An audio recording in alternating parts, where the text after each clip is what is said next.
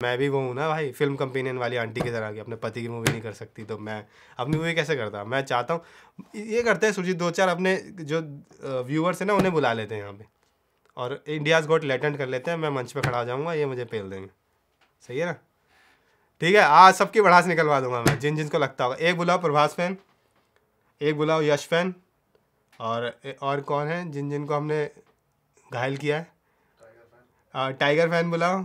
मतलब 3 लोग तो बुला लो।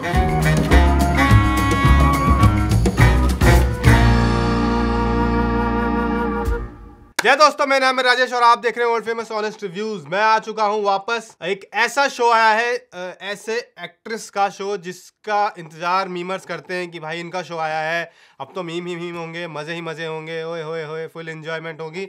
उनका शो अनन्या पांडे का शो आया है, कॉल मी बेब, जो करण जौहर ने बनाया है। और वो शो कैसा है, आप मीम बना पाएंगे या नहीं बना पाएंगे, उसकी मीम्स को एंजॉय कर पाएंगे या नहीं कर पाएंगे, वो जानने के लिए देखते रहिए पूरा रिव्यू। सबसे पहले बात करते हैं शो की कास्ट की। तो शो के लीड रोल में है अनन्या पांडे, जो कैरेक्टर प्ले कर रही हैं बेला। बेला जो है साउथ दिल्ली में पैदा हुई एक बहुत अमीर तो नहीं कहेंगे, लेकिन हमारी औकात से तो बहुत ज़्यादा के परिवार में वो जन्म लेती हैं, इसलिए उनका नाम बेला भी है। अगर थोड़ा सा साउथ दिल्ली से इधर यमुना पार करके इधर आई थी तो उनका नाम बेला होता, लेकिन वहाँ पैदा हुई है तो नाम उनका रखा गया बेला। और प्यार से वो खुद को बुलवाना पसंद करती है बे। वो कहती है बे, कॉल मी बे, इसलिए शो का नाम भी कॉल मी बे रखा गया है। इसके अलावा शो के अंदर बहुत सारे एक्टर्स हैं। सत्यजीत सेन कैरेक्टर है जिसे प्ले कर रहे हैं वीर दास। वो कह सकते हैं कि आप शो के विलन हैं, न्यूज़ एंकर हैं और बहुत रिलेटेबल न्यूज़ एंकर हैं, जो चिल्ला चिल्ला के बातें करते हैं, सच को दबा देते हैं चिल्ला चिल्ला के। मतलब आप देखेंगे तो आपको लगेगा कि हाँ शायद हमने अब विदेशों में ऐसा देखा है, इंडिया में तो नहीं होता ऐसा, विदेशों में ऐसा देखा, आपको लग जाएगा। उनके पति हैं फिल्म के अंदर विहान सामत, जो कैरेक्टर प्ले कर रहे हैं अगस्त्या चौधरी। बहुत रिच है, मतलब इतने रिच हैं कि इंडिया में तो कोई भी नहीं है, मतलब इतने रिच हैं वो। उनके 15-15 फंक्शंस होते हैं शादी के, प्राइवेट जेट्स वगैरह हैं। उनकी फैमिली में बच्चा आ जाए इसलिए वो एक टॉय कंपनी खरीद लेते हैं। तो मतलब ऐसा हमारे देश में तो कोई नहीं है। कहीं आपको ऐसा लग रहा हो कि हमारे सुन के कि ऐसा किसी से लिया गया है, तो ऐसा कुछ नहीं है, सब विदेशों से आया है। इस फिल्म के अंदर सब विदेशों से आया है। वरुण सूद है फिल्म के अंदर, जिन्हें आप लोगों ने रोडीज या स्प्लिट्सविला वगैरह में देखा होगा। तगड़ी बॉडी वाले, लंबे 6.5 फुट के इंसान।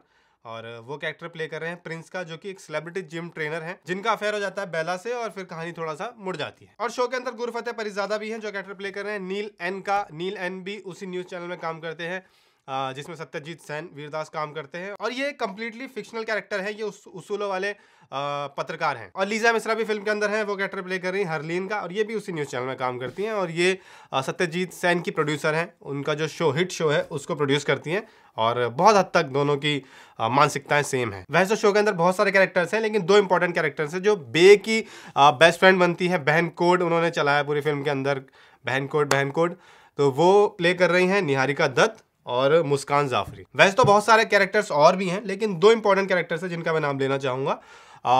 बे की जो 2 बेस्ट फ्रेंड्स हैं, जो बहन कोड चलाती हैं कि हम बहन कोड में हम कुछ भी करेंगे। एक कैरेक्टर प्ले कर रही है निहारिका दत्त, जिसका नाम है तमायरा, वो भी TRP न्यूज़ चैनल में काम करती हैं। और सायरा, मुस्कान जाफरी जो कैरेक्टर प्ले कर रही हैं, वो एक होटल में जॉब करती हैं और उनका थोड़ा सा अलग कैरेक्टर है, लेकिन ये तीनों बहुत अच्छी दोस्त बन जाती है एट द एंड। और एक लड़का आजकल आपने सोशल मीडिया में बहुत देखा होगा, समय रैना के जो शो से, लेटेंट वाले शो से वायरल हुआ है, वो भी इस फिल्म के अंदर है, एक्टर नमन अरोड़ा। और वो कैरेक्टर प्ले कर रहा है शोभित अधिकारी का। बड़ा इंटरेस्टिंग और फालतू का कैरेक्टर भी है, मतलब वो जिस थीम का आज वो होना होता है शो, वैसे कपड़े पहन के वो घूमता है। बहुत सारे कैरेक्टर्स हैं, 8 एपिसोड्स हैं, तो सबकी बात अब हम नहीं कर पाएंगे, माफी चाहेंगे। अब बात करते हैं सीधा शो के प्लॉट की। तो शो की कहानी शुरू होती है नरेशन से। शो की कहानी शुरू होती है कि अनन्या पांडे ने कुछ ऐसा कर दिया कि उनको उनके पति ने घर से निकाल दिया है। और उनका पति सुपर डुपर रिच है, मतलब बहुत ज़्यादा रिच है। वो लोग, प्राइवेट जेट है उनके पास, उनके दुनिया भर के बिजनेस है। एलॉन मस्क उनको कॉल करता है, 15-15 उनके शादी में फंक्शंस होते हैं, मैंने आपको बताया। कोई लिमिट नहीं है उनकी अमीरी की। ऐसे घर में उनकी शादी हो चुकी है, लेकिन अभी उनको उनके घर से निकाल दिया गया। उन्होंने कुछ ऐसा किया और वो तुरंत नरेशन में बता दिया जाता है कि उन्होंने ऐसा क्या किया। बेसिकली जो अनन्या पांडे की फैमिली है वो इतनी रिच नहीं होती, तो उनकी मदर उनको बोलती है कि तू रिच लड़के से शादी कर, तभी हमारी फैमिली मिडिल क्लास बनने से बचेगी। मतलब उनका था कि उनको टेंशन थी कि और 1-1.5 साल में हम मिडिल क्लास बन जाएंगे, तो तुझे बचाना होगा कि मिडिल क्लास ना बन पाए हम, इसलिए तुझे अमीर लड़के से शादी करनी पड़ेगी। अगस्त्या चौधरी बहुत अमीर, दुनिया का पैसा उनके पास, और वो फंसा लेती है उनको। मतलब प्यार हो जाता है, फंसाना क्या गलत शब्द है, तो प्यार हो जाता है। और शादी भी हो जाती है तो उनकी दिक्कतें खत्म हो जाती है, वो मिडिल क्लास होने से बच जाते हैं। दुख होता है मुझे, अच्छे सुंदर लोग मिडिल क्लास नहीं हो पाते तो। और उनकी शादी हो जाती है। शादी होने के बाद क्या है कि अब वो तो फिल्मों में दिखाया है कि बहुत अमीर आदमी क्या है, वो तो अपनी बीवी को टाइम ही नहीं दे पाता, उसको तो इतनी मीटिंग्स होती हैं, उसे तो बहुत ज़रूरी काम, इंपॉर्टेंट काम से बाहर, घर से बाहर जाना पड़ता है, तो ये बहुत लोनली फील करना शुरू कर देती है।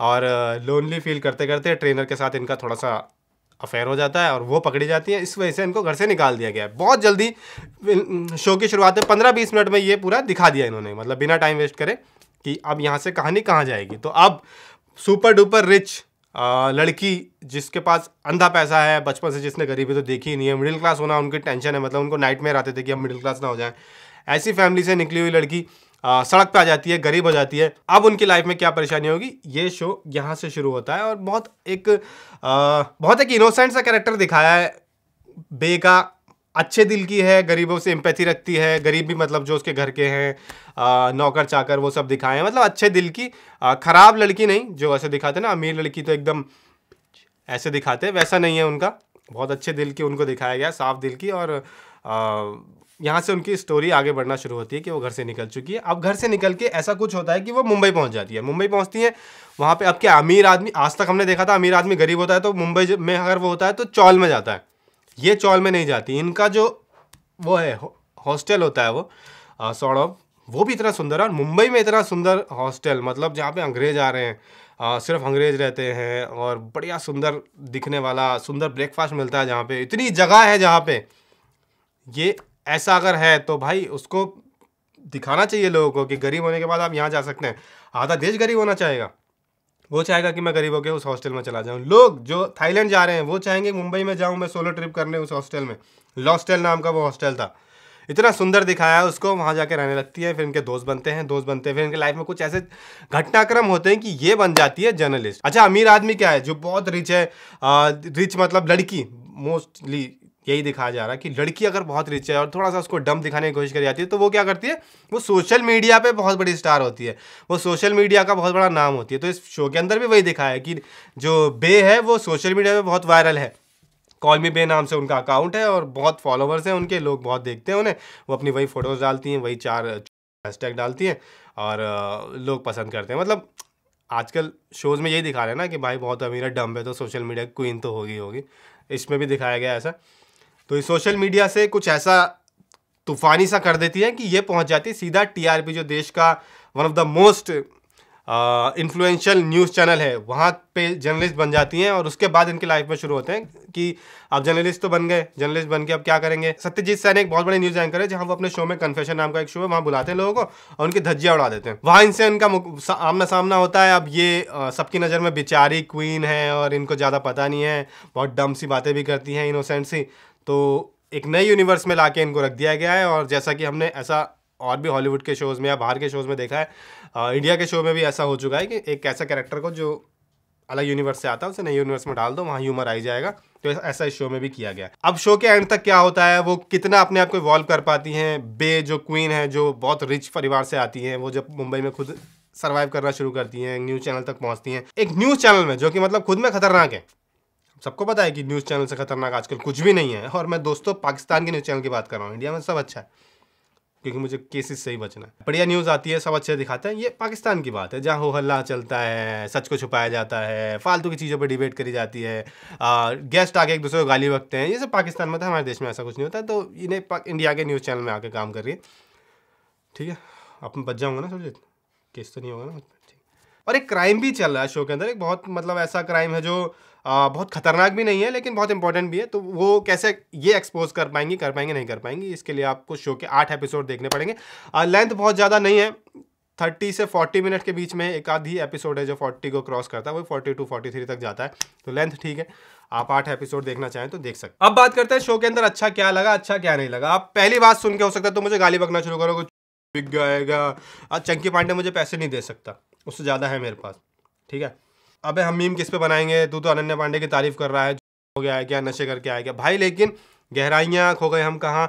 इन सब फिल्मों और शोज़ के बाद अनन्या पांडे की एक्टिंग सुधरी है और इस शो में भी एक अच्छी एक्टिंग उन्होंने करी है। और जिस तरह का किरदार था, मुझे पता है ये कैरेक्टर ऐसा नहीं है कि बहुत उनके लिए अलग है, ऐसे ही तो है वो, यही सब तो देखा है उन्होंने, बहुत रिच परिवार से भी रही हैं, रिच लोगों के आसपास रही हैं, तो मुझे लगता नहीं इसको करने में उनको कठिनाई होगी। और ये कैरेक्टर भी अगर वो ख़राब कर दी तो मैं बोलता कि भाई तुमसे घटिया कोई एक्ट्रेस है नहीं, तुमसे ख़राब कोई एक्टिंग करता नहीं है। पर यहाँ उन्होंने अच्छी एक्टिंग करी है। इनोसेंट सी लड़की जो अच्छे दिल की है और चीज़ों को थोड़ा स्लो समझती है शायद, लेकिन स्मार्ट भी है और अपने क्यूटनेस से काम भी कर लेती है। मतलब अच्छा कैरेक्टर था और अच्छे से प्ले किया उन्होंने, मुझे कोई दिक्कत नहीं लगी। मुझे लगा उन्होंने डिसेंट काम किया है, तो यहाँ मैं तारीफ कर रहा हूँ। बाकी तुम्हें गाली बकनी है तो बक दो। और चंकी पांडे ज़्यादा पैसे हैं मेरे पास, उसके अकाउंट में 1.5-2 लाख होंगे तो मेरे पास हैं 2.5 लाख।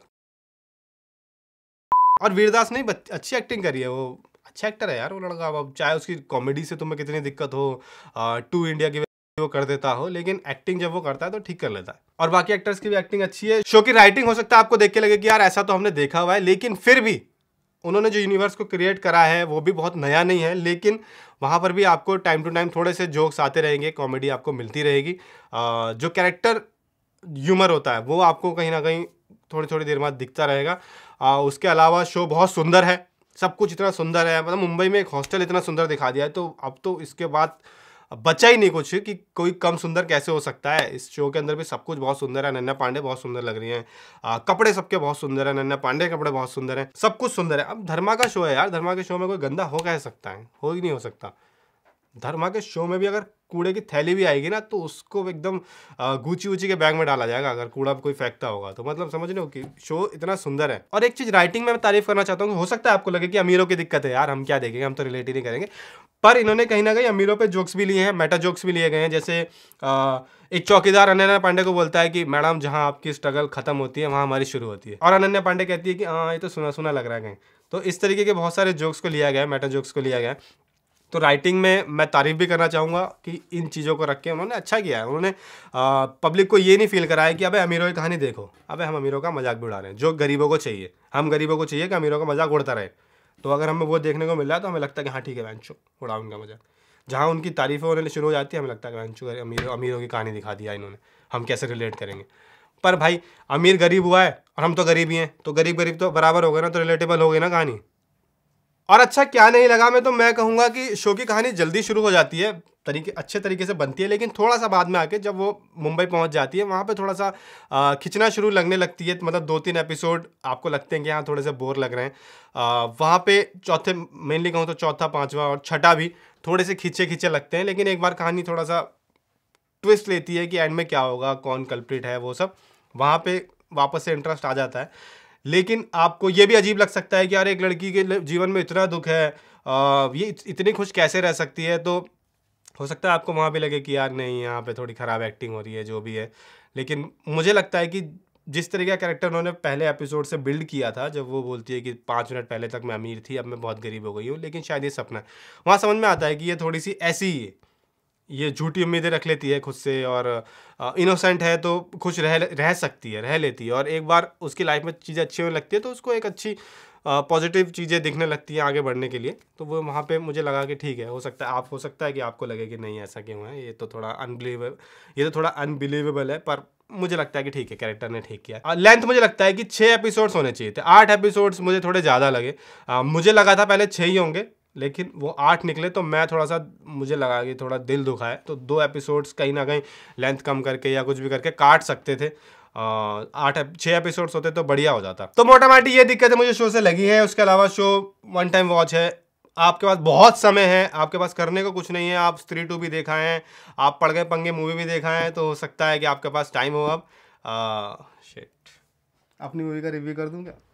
तो जलील कर, मैं चाहता हूँ मैंने जिन जिन लोगों का मजाक उड़ाया सब यहाँ मेरे टेबल पे यार मेरा मजाक उड़ाएं मेरी मूवी के लिए, मतलब अगर ख़राब लगी है तो। बाकी ये शो को मैं देना चाहूँगा 5 में से 3 स्टार। वैसे मैं 2.5 देता, पर मुझे अनन्या पांडे की काम ठीक लगा है, वो कैरेक्टर उन्होंने जैसा प्ले किया उनके लिए ही बना था और उन्होंने अच्छे से प्ले किया है, तो मैं आधा स्टार उन्हें और देता हूँ। तो 3 स्टार इस शो को मैं देता हूँ। बाकी आपके पास समय है तो देखें, और अगर आप स्किप करना चाहते हैं तो मत देखें, ऐसा कुछ इंपॉर्टेंट खोएंगे भी नहीं, और अगर देखेंगे तो ऐसा कुछ नुकसान फील करेंगे भी नहीं। बाकी आप अगर ये शो देख चुके हैं तो आपकी क्या राय है, देखना चाहते हैं तो आपकी क्या राय है, और अनन्या पांडे को लेकर आपकी क्या राय है, जो कि मुझे लगता है कि वैसी ही होगी जैसी चलती है। एज एन एक्टर उन्होंने कितना ग्रो किया है, मैं वो चाहता हूँ कि वो आप कमेंट बॉक्स में बताएं। और बाकी रिव्यूज़ अब आते रहेंगे, हम रेगुलर हो चुके हैं, क्या कुछ आ भी नहीं रहा था ना इस तरीके के बाद से। एक मूवी आई पड़ गए पंगे नाम की, पर मैं कैसे करता, मैं भी वो हूँ ना भाई, फिल्म कंपेनियन वाली आंटी की तरह की, अपने पति की मूवी नहीं कर सकती तो मैं अपनी मूवी कैसे करता। मैं चाहता हूँ ये करते हैं सुरजीत, 2-4 अपने जो व्यूअर्स हैं ना उन्हें बुला लेते हैं यहाँ पे और इंडियाज़ गॉट टैलेंट कर लेते हैं। मैं मंच पे खड़ा हो जाऊँगा, ये मुझे पेल देंगे। सही है ना? ठीक है, आज सबकी भड़ास निकलवा दूंगा मैं, जिन जिनको लगता होगा। एक बुलाओ प्रभास फैन, एक बुलाओ यश फैन, और कौन है जिन जिनको हमने घायल किया है, टाइगर फैन बुलाओ। मतलब 3 लोग तो बुला लो, जो 3 लोग खुद को अपना इन सब का सबसे बड़ा फैन मानते हैं, कमेंट बॉक्स में बता देना भाई।